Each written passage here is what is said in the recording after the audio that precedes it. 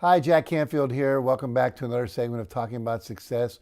With me today is the host of the TV show Leadership Table Talk and the creator of the new board game, The Leadership Build Zone, Dr. Mary Gillam.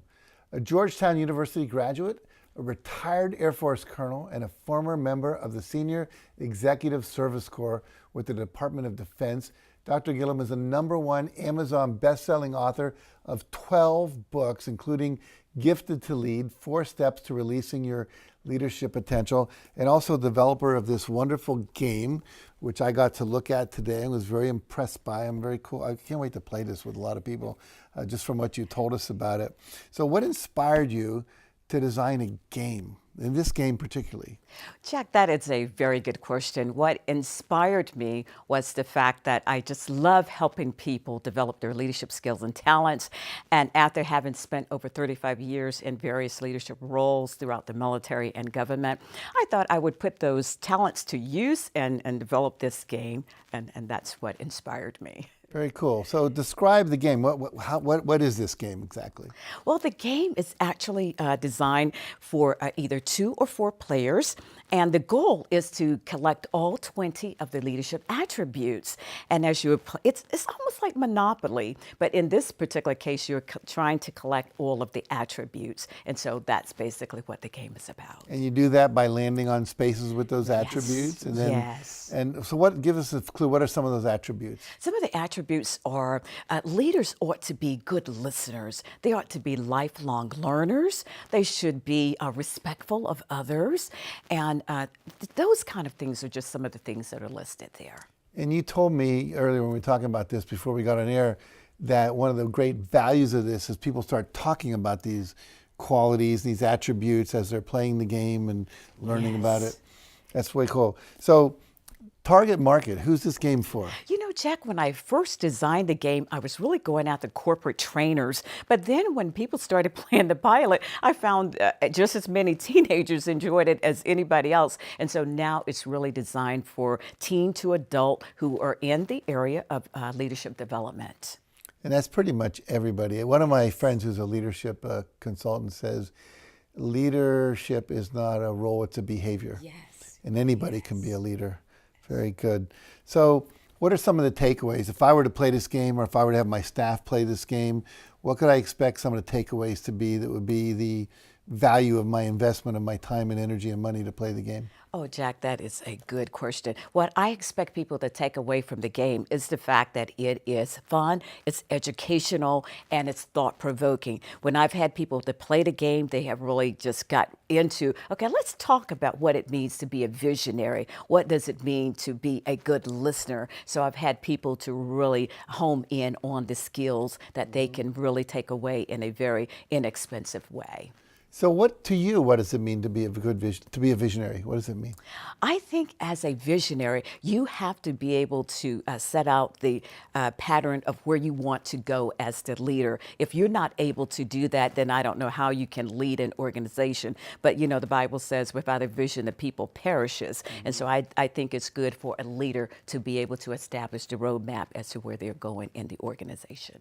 So I want to broaden this a little bit. So we talk about leadership being visionary, Yes.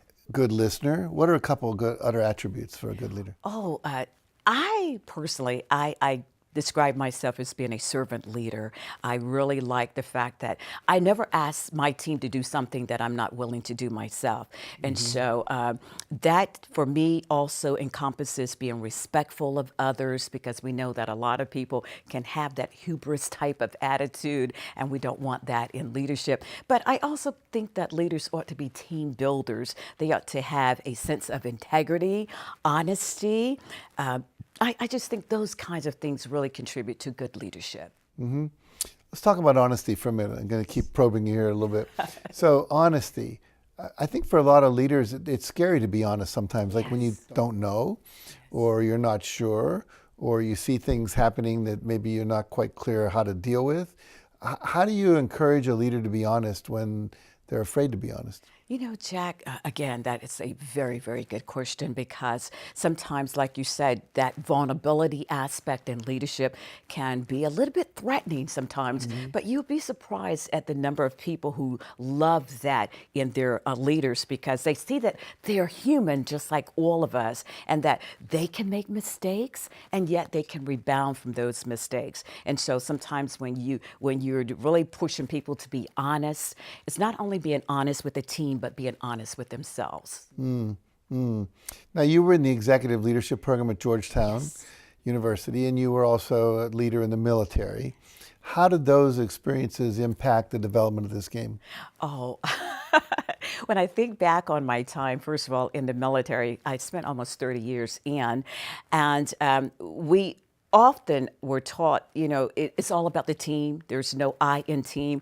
And so I learned about the importance of building a team because you can't be the leader of one. You have to be able to build a team. And so I incorporated that aspect. But when it came down to my time at Georgetown, I had the opportunity not only to interact with my cohort members, but also with my professors. And so a lot of those attributes that I put down in the game were things that I learned throughout my studies there at the school, and I did evidence-based research myself when I did my book, Gifted to Lead. So I incorporated a lot of that as well into the game.